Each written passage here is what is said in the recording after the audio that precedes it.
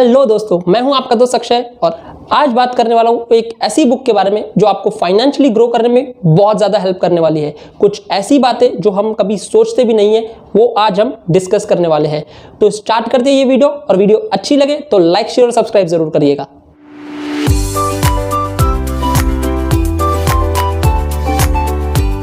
Learning number 1, पे yourself first. पे yourself first का मतलब ये होता है कि आप पहले खुद को पे करें, उसके बाद बाकी के बिल्स पे करें। बाकी के बिल्स मतलब क्या?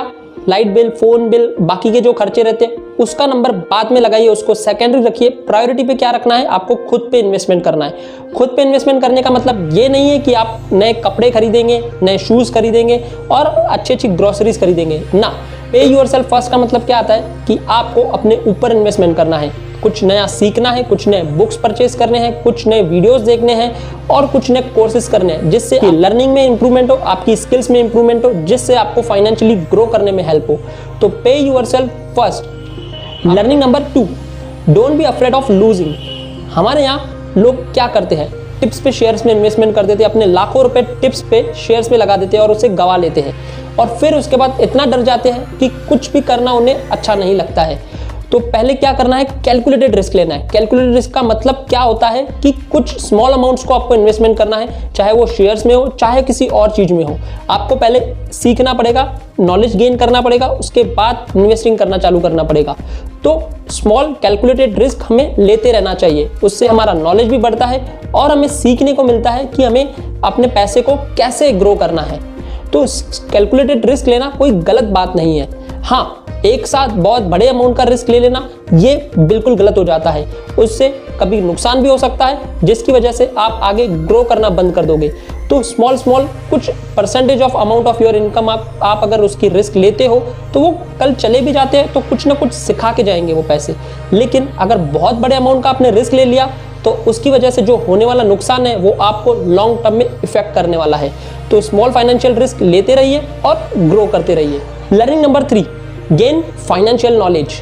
हमारे स्कूल कॉलेजेस में फाइनेंस के ऊपर इतना ज़्यादा सिखाया नहीं जाता है। हमें पैसे को कैसे इन्वेस्टमेंट करना है, कमाना कैसे, हमें स्कूल कॉलेज में सिर्फ एक जॉब कैसे लेना है वहाँ तक का सिखाया जाता है। लेकिन पैसे कमा लेने के बाद उसका यूज़ कैसे करना है इसके बारे में कहीं ज़्यादा सिखाया नहीं जाता है। तो आपको ये नॉलेज एक गेन करना पड़ेगा कि जो आप अपनी मेहनत से पैसा कमा रहे हो वो पैसे को कैसे यूज़ किया जाए ताकि वो पैसे में से और पैसा ग्रो कर सके। तो फाइनेंशियल नॉलेज गेन करना बहुत ज़्यादा ज़रूरी हो जाता है क्योंकि हम अपने प्रीशियस टाइम को पैसे कमाने के लिए लगा देते हैं। पैसे कमाने के बाद हम उस पैसे का यूज़ ढंग से नहीं करते जिसकी वजह से वो गवा देते हैं और फिर हम पैसा कमाने के पीछे लग जाते हैं, जिसकी वजह से पूरी लाइफ टाइम हम एक ट्रैप में फंसे रहते हैं। हम पैसा कमाते हैं और गवा लेते हैं। लेकिन ऐसा कैसे हो कि एक बार हमने पैसा कमा लिया तो उसको इस तरीके से यूज़ करें कि पैसे में से और पैसा ग्रो करता चला जाए। तो इसके लिए फाइनेंशियल नॉलेज की बहुत ज़्यादा ज़रूरत है। तो फाइनेंशियल नॉलेज पे इन्वेस्टमेंट करिए, अपना नॉलेज गेन करिए और अपने पैसे को अच्छे से यूटिलाइज करिए। Learning number 4, don't work for others for whole your life.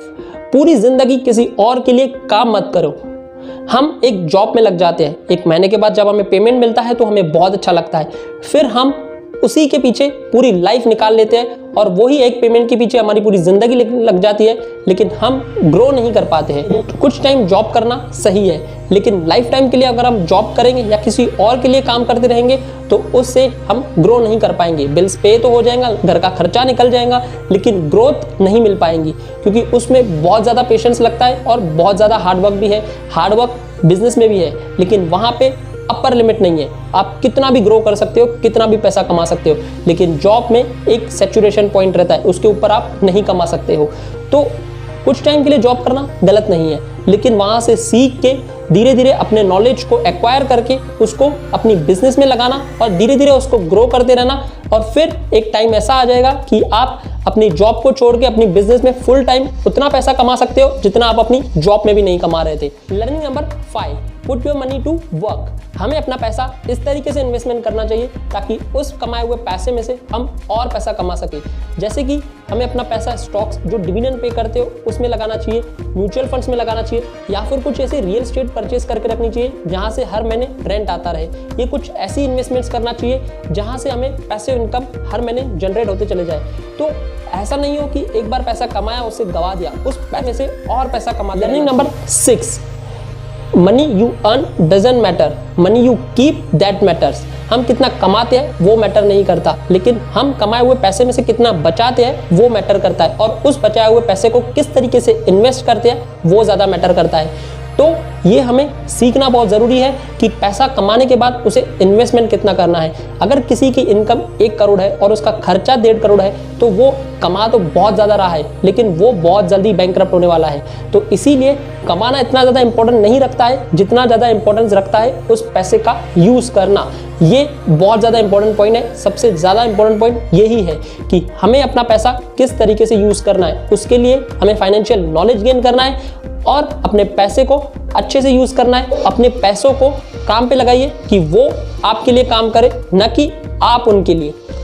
Learning number 7, acquire assets that generates passive income. कुछ ऐसे असेट्स पे इन्वेस्टमेंट करिए जो आपको पैसिव इनकम जनरेट करके दे। अभी हमने वही बात की थी कि हमें कुछ ऐसे असेट्स एक्वायर करने होंगे जैसे डिविडेंड पेइंग स्टॉक हो जाते हैं, या फिर कुछ ऐसी इन्वेस्टमेंट जैसे घर हो गया या फिर एक शॉप हो गया। आपने उसे ले लिया, आप उसे नहीं भी चला रहे हो लेकिन आपने उसमें से रेंट कमा सकते हो। कुछ ऐसे असेट्स, तो पैसे बचा के कुछ ऐसे असेट्स पे इन्वेस्टमेंट करिए जो आपके लिए पैसिव इनकम जनरेट करके दे, और कुछ टाइम के बाद वो पैसिव इनकम इतनी ज़्यादा हो जाएगी जितना आप रेगुलर इनकम में भी नहीं कमा रहे थे, लेकिन वो पैसिव इनकम आपको जनरेट करके दे सकती है। तो एसेट्स पे फोकस करिए, ना कि लायबिलिटीज पे। और असेट और लायबिलिटी में डिफरेंस क्या होता है ये भी एक शॉर्ट में बता देता हूँ। असेट वो चीज़ है जो टाइम के साथ अप्रिशिएट होती है, और लायबिलिटीज वो चीज़ है जो असेट्स टाइम के साथ डेप्रिशिएट होती है। अप्रिशिएट कौन से असेट होते हैं, जैसे रियल एस्टेट हो गया या फिर स्टॉक्स हो गया, ये टाइम के साथ इनकी वैल्यू बढ़ते चले जाती है। और वही अगर दूसरे असेट देखें, जैसे कि हमें बाइक हो गई, कार हो गई, मोबाइल फ़ोन हो गई, ये कुछ ऐसे असेट है जिनकी वैल्यू टाइम के साथ डेप्रिशिएट होती चली जाती है। तो हमें अप्रिशिएटिंग असेट में इन्वेस्टमेंट करना है, ना कि डेप्रिशिएटिंग। लर्निंग नंबर 8, ये लर्निंग एक ऐसी लर्निंग है जो बाकी की हमने 7 लर्निंग्स देखी थी उन सब का कोर ये लर्निंग है। अगर ये लर्निंग आपके पास नहीं है तो बाकी 7 लर्निंग का सीखने का कोई फायदा ही नहीं है। ये लर्निंग है ड्रीम बिग।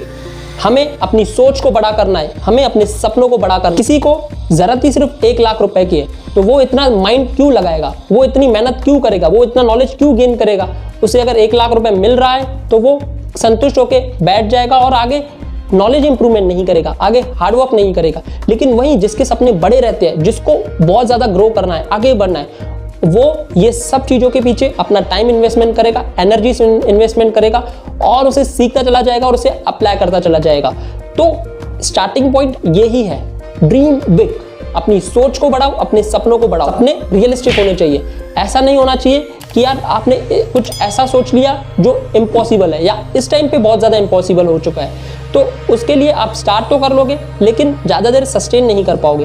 कुछ ऐसे रियलिस्टिक गोल्स बनाइए और उनको एक टारगेट टाइम दे दीजिए और उनको उस टारगेट टाइम में पूरा करते चले जाइए। इससे आपका कॉन्फिडेंस बढ़ेगा, सेल्फ स्टीम बढ़ेगा और आपकी लाइफ में ग्रो होते चले जाओगे। तो कैसा लगा ये वीडियो कमेंट में ज़रूर बताइएगा, और लाइक शेयर और सब्सक्राइब ज़रूर करिएगा। और हाँ, रिच डैड पुअर डैड ये बुक पढ़ना बिल्कुल मत भूलिएगा।